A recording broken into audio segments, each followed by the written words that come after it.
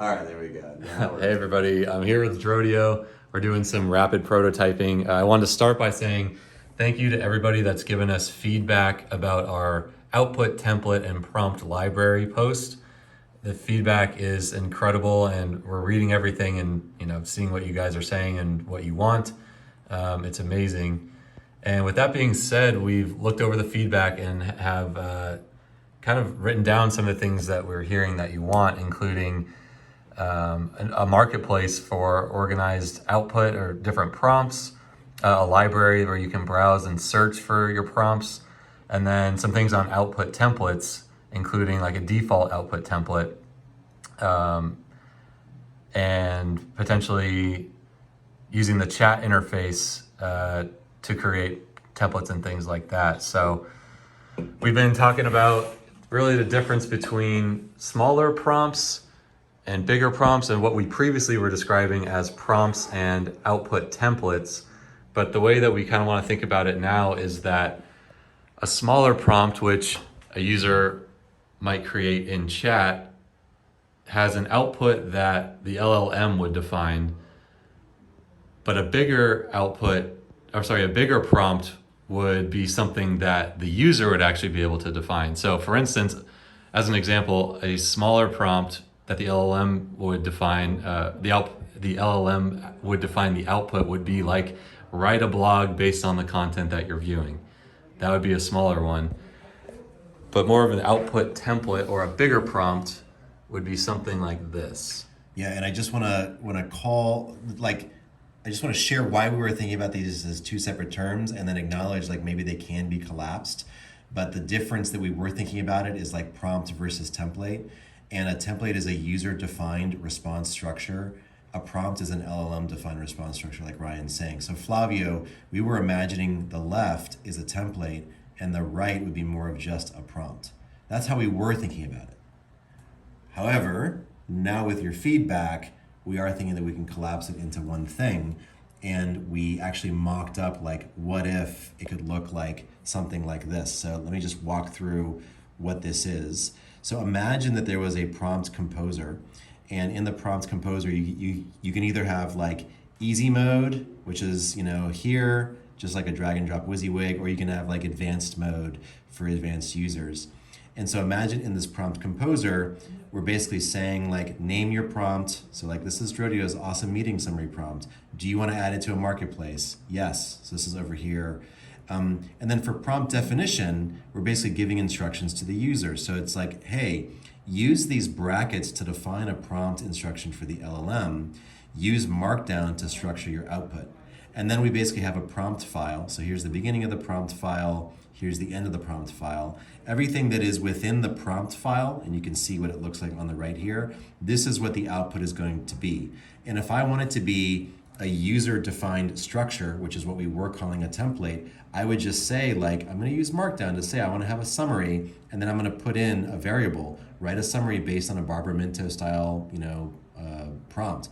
Maybe I also want to inject with a webhook or like an API response, a variable. Mike, this is what you were talking about.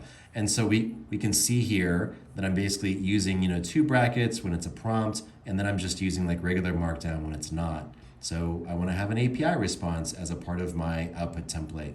And here's my, API endpoint, etc. I want to have action items. Okay, here is a prompt. You can see it's double brackets here. So here's a prompt that I'm defining. You can see what it looks like here. This is the actual like simple prompt that is in here, but I am defining it in a larger prompt file here. And this larger prompt file is now the kind of like meta prompt, as it were. If we're not going to call it an output template, this is just like the meta prompt. And maybe with this, Ryan, we can go back to the whiteboard and kind of talk about like, if we do create this big prompt that we call, Drodio's awesome meeting summary, we would call this like result here, meeting summary result, right? Like, whoops, how does that actually live and look in some kind of a user dashboard up here? Right, so we're envisioning that your prompts would all show up in one section. So they'd be listed kind of like this. These first three we're saying they're, more of the chat, like the smaller ones, but you'd have the option to favorite them, delete them, and edit them.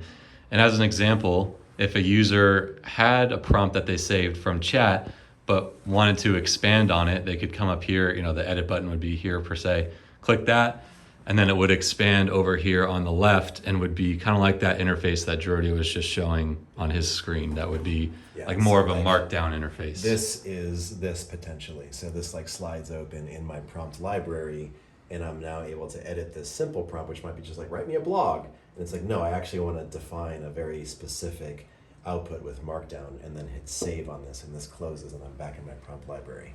Right. And when that prompt becomes more complicated, we would just show the name of the prompt here instead of having that huge block of text like this.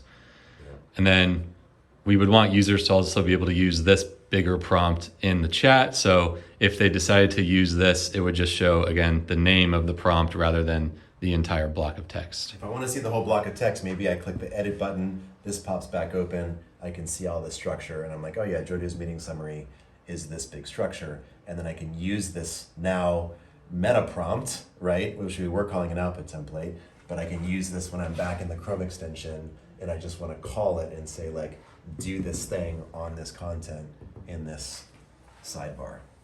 Yep, exactly. And then the idea that there could be a marketplace, so I've got my prompts, which is my personal area. I don't think we wouldn't have this marketplace immediately, so it wouldn't be in the MVP, but just like you were, several of you were talking about, it sounds really cool to help the world learn from great prompts. And so you could decide like, do I want to take this prompt, this meta prompt, and add it to the marketplace, yes or no? Right. I think we've covered the feedback. Oh, one thing, Flavio, that you were talking about was like being able to see the output of prompts. So we hear you on that. We haven't really thought too much about what that looks like, but it's a really cool idea, especially in the marketplace, to be able to see what the output looks like. Maybe there's an example of the prompts running on a piece of content. Maybe we have one standard piece of content, like one New York Times article, like the Mediterranean diet, and like we have all the different prompts and how it reacts on that standard piece of input content or something like that. So is this what you're looking for? I think that's what we're very curious to know. Does this kind of meet your needs? Yep. Thanks again for your feedback.